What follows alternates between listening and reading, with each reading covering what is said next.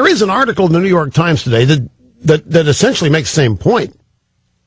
It's the world's fault that Obama's having problems. Europe and economics. Syria and other places in the middle. Oh, speaking of which, I wasn't going to do this, but I've changed my grab audio soundbite number 1. Go back to this. I was not going to do this, but it's reared its head. January 31st of 2011, when the Muslim Brotherhood, the Arab Spring was going on, and the Muslim Brotherhood was wreaking havoc. They were trying to get Mubarak out of there. And old buddy Nick Robertson from CNN was over there on the ground in Tahrir Square, which is not a square. And he was talking to all these Egyptians. And he said, so tell us, Egyptians. One was Mustafa, the other one was Ahmed. Tell us, Mustafa, how do you feel about President Obama and his magnificent role in gaining freedom? President Obama, he's not here. President Obama is not helping us. What are you talking, President Obama? Well, okay, let me move on. Ahmed, could you please tell us, what do you think of President Obama being concerned about Egyptians having jobs? Obama, he's not here. What the hell are you talking about Obama? You asked me about Obama for? We're trying to get rid of Mubarak. What's Obama got to do? And as you can see, said Nick Robertson, President Obama much on the minds of the Egyptians here who greatly and gratifyingly approve of President Obama. All the while this is going on, our great moderate Republicans, oh man, the Arab Spring, freedom breaking out. And I said, I don't think so. It's January 31st, 2011, last year. It is the Muslim Brotherhood, but what's really known about them? They claim they're for democracy and all that, but that can all be smokescreen. On the other hand, we have said from the get-go that if you wanted the second term of Jimmy Carter, elect Barack Obama. Well, here we are. And what happened in the first term of Jimmy Carter? We lost Iran to a bunch of radical Islamist extremists. Are we looking at the second term of Jimmy Carter here, losing Egypt to a bunch of radicalized Islamist extremists? Looks like that's exactly what happened. That was January 31st of 2011, a year and a half ago, folks. Back then, it was popular to say the Muslim Brotherhood, that's a different bunch of guys. These are guys we can work with. They're moderates. That's exactly right. Well, it turns out they're not. They're just as radical as any other Islamic jihad group is. And the military is running the country, and the Brotherhood took over from the military. It was a planned handoff.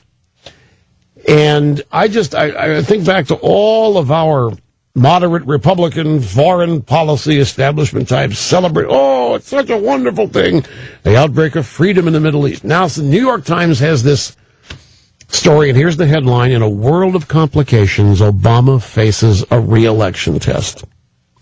So Chris Cillizza at the Washington Post, poor Obama, so partisan out there, he can't get anything done. He has to answer for everything.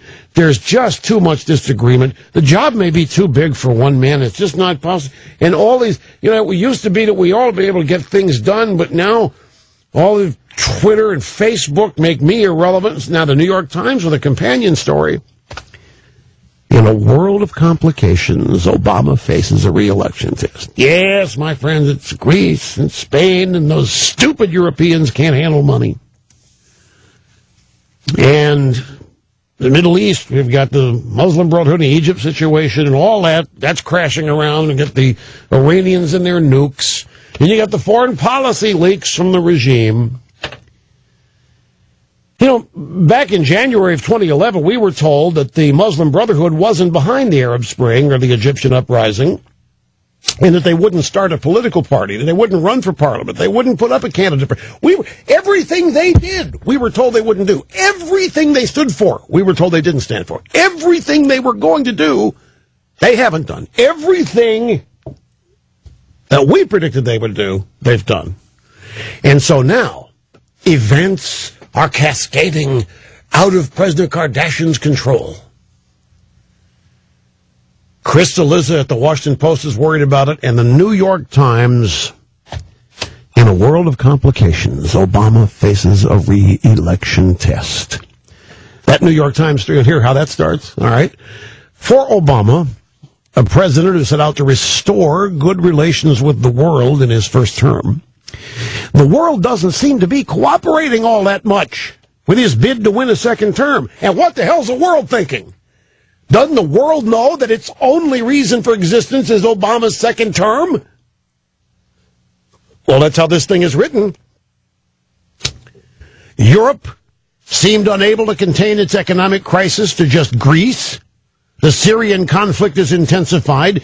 Egypt's popular revolution's at risk of being reversed by the military, if never anything other than that. There really is brazen, blatant stupidity and arrogance at the highest levels of journalism today. Egypt's popular revolution is at risk of being reversed by the military.